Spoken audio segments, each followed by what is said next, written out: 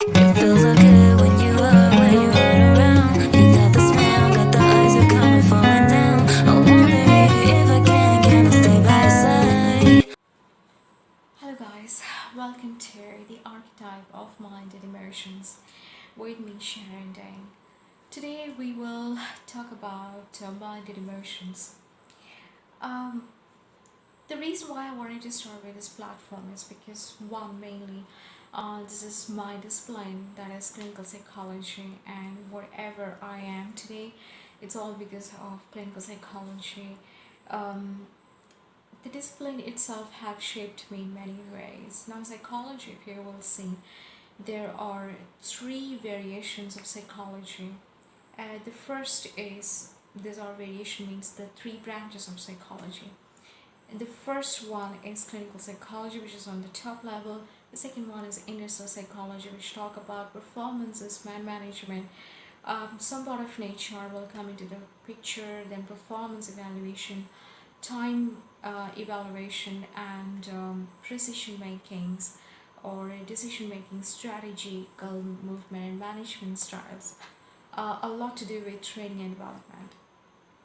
And the third one is counseling, that is counseling psychology, which talk about healing therapeutic techniques and seeing life from a very colorful angle, right, and precise.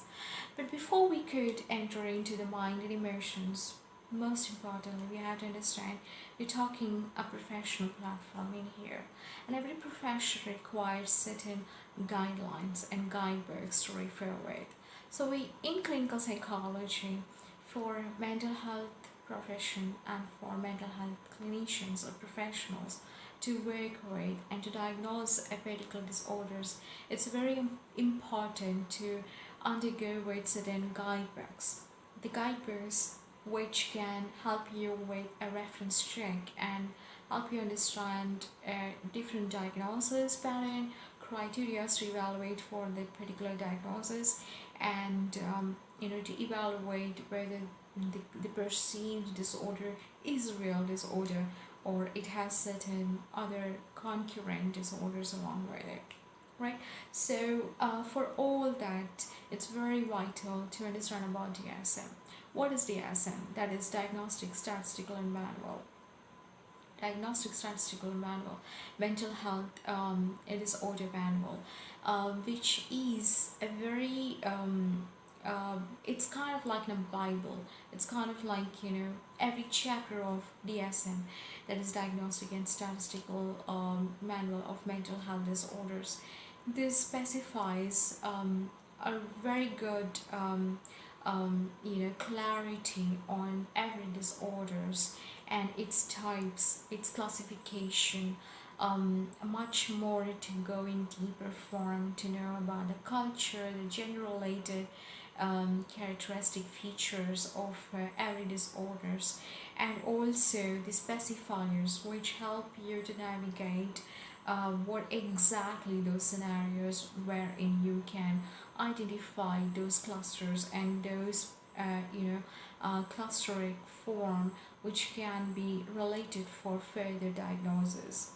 Now, there is a counterpart to DSM, which is called as International Classification of Diseases, which is invented by the trusted source of WHO, World Health Organization. Now, DSM has gone through so many variations from DSM 1 to DSM 5TR. There have been a lot of changes, revisions, and a much more enhanced form to bring forth to the clinician and to the professionals to understand what is the correct diagnosis and its type and its features. Yeah, so we understand what from where it as a whole began. So DSM-1 was published in 1952, right after the World War II. When the veteran came back after the World War, there have been so much problems that they have to deal mentally, and those are post-traumatic stress disorder, episodes of trauma related aspect. So in order to diagnose, they have made a manual, a classification manual, which help to identify those trauma patients and how those features can be used for study purposes in the future. DSM, Diagnostic and Statistical Manual. The very edition of DSM 1 was released in 1952, right after World War II, when the veteran came back. It's been diagnosed with many mental health problems which persisted throughout the lifespan, and unnoticed or undiagnosed, those patients being held of losing life and have a life-threatening episode. So there was a need of a guidebook to diagnose them and identify the stressors, they identify certain patterns of mental health issues, and to be diagnosed and being used for the clinical practices, which is again very renowned and well acknowledged in the European countries. Wherein there is a counterpart of DSM, which is ICD, called as International Classification of Diseases for Mental Health problems, which talk not just for mental health, also physical elements. So it has a combination of studies of mind and body both, which is from the trusted source of WHO, as World Health Organization, and which is widely used in America, and it's seen to be very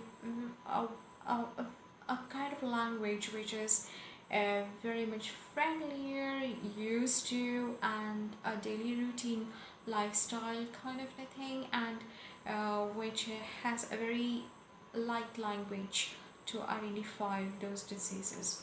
Wherein, when we talk about psychology and clinical practices, we normally look into not ICD more, because it has got information which has more lifestyle changes, and sometimes it's more scientific, but then however, DSM has got much more classification, revised version, and much more deeper understanding.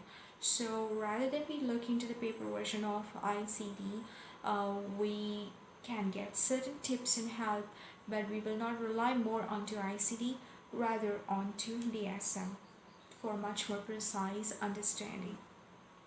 Since it has got its specifiers, which are the concurrent formation and the scenarios, which can widely explain with certain situations and certain scenarios and environmental threats, which has got a slight variations, and that can give the specifiers in a complete form to diagnose a particular disorder.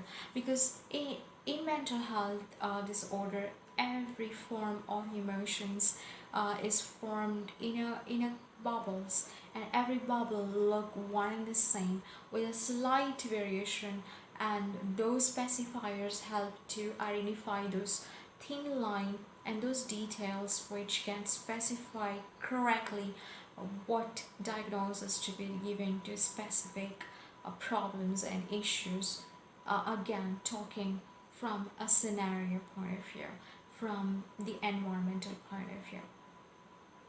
So the first publication was done in 1952, the second publication was done in 1968, the third publication was done in 1980.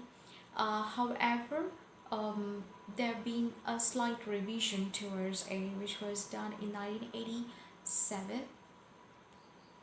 The DSM-4, so that's been known as DSM-3, the revised one, 1987, right? So 1994 has published with DSM-4, again alongside with WHO, that is ICD-10, right?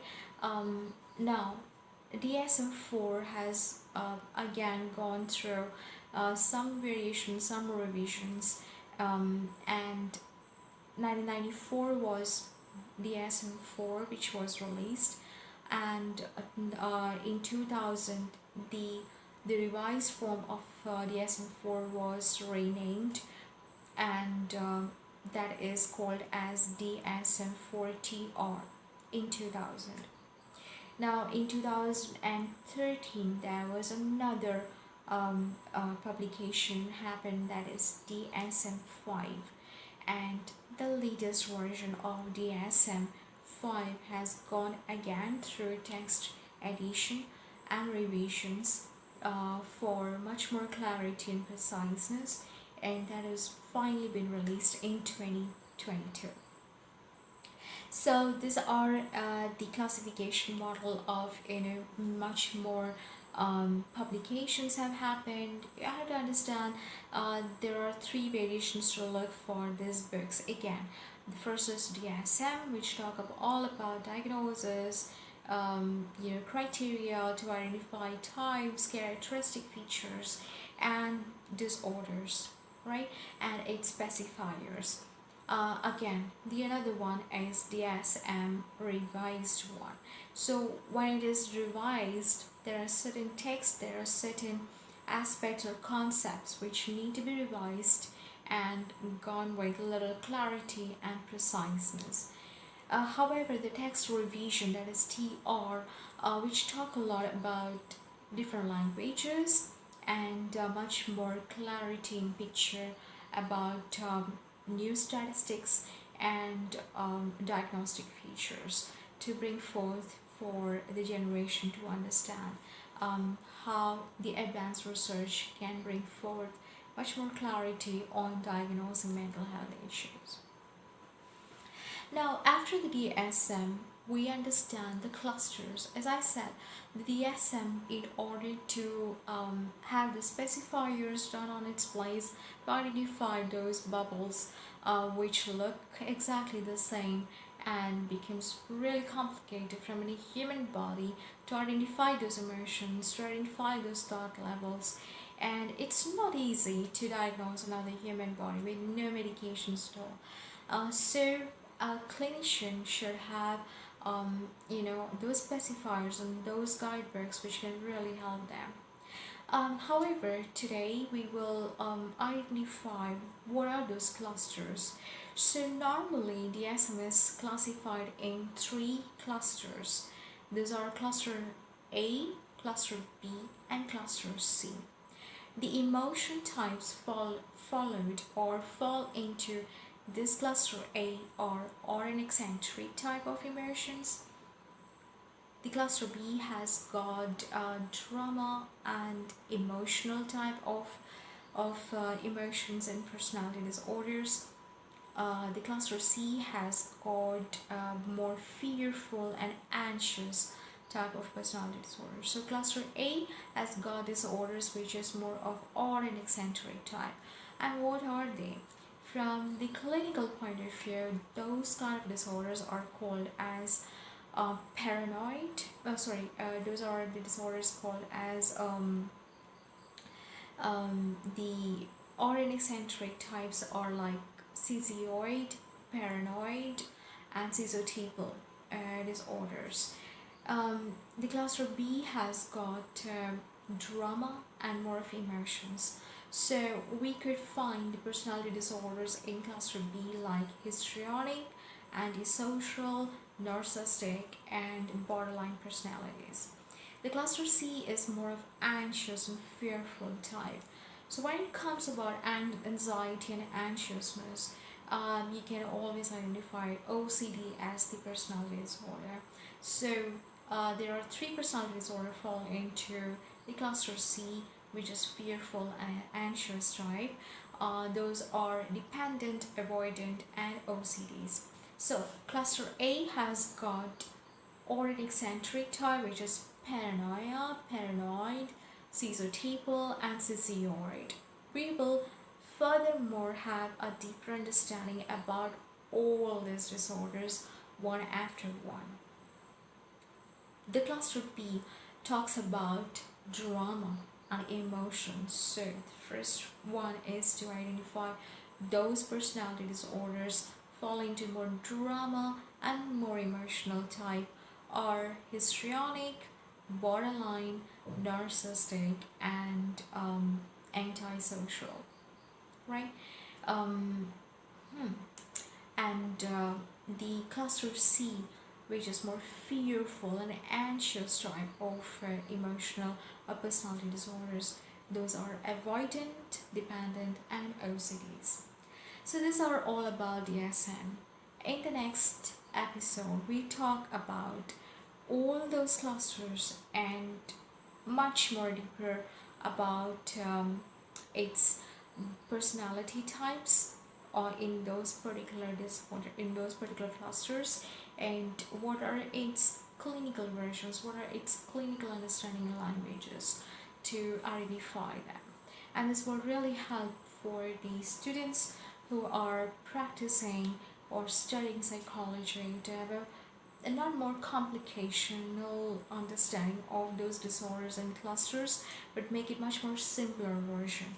Because if you go deeper with the books, there are a lot of clusters and not everything you can remember. So it's very easy to identify when you make the graph and identify those clusters on those big books, big chunk of different versions and types to be cut into very simple and smaller versions. There's a cluster A, B, and C, and what are the personality disorder fall into those clusters. And we identify those personality disorders much more deeper, and its types, characteristic feature, its diagnosis, or probably the environmental type or gene type, and then identify what are the diagnostic features for it and how you can treat them. So until next episode with me, Sharon, saying you goodbye. Till then, you take care and love life. It feels so good when you're all around. You got the smell, got the eyes, you're coming.